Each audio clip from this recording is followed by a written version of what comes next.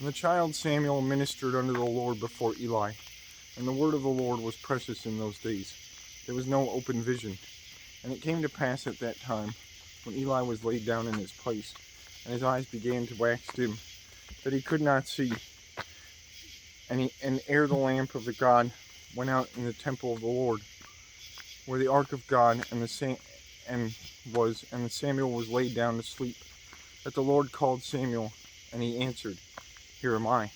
And he ran unto Eli, and said, Here am I, for thou callest me. And he said, I called not, lie down again. And he went and laid down. And the Lord called yet again Samuel, and Samuel rose and went to Eli, and said, Here am I, thou didst call me. And he answered, I called not, my son, lie down again.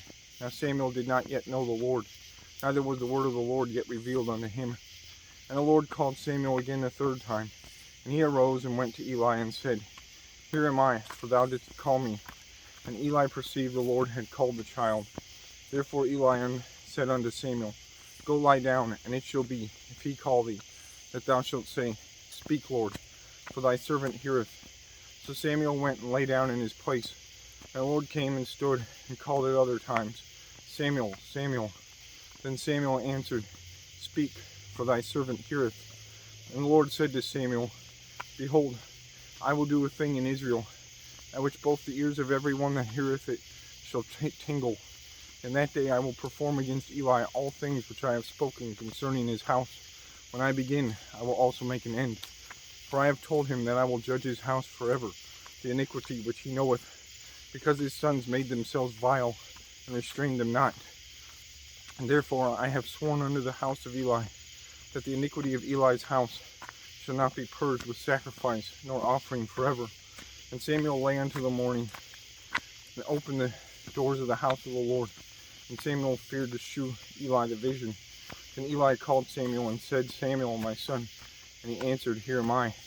And he said, What is the thing that the Lord hath said unto thee? I pray thee, hide it not from me.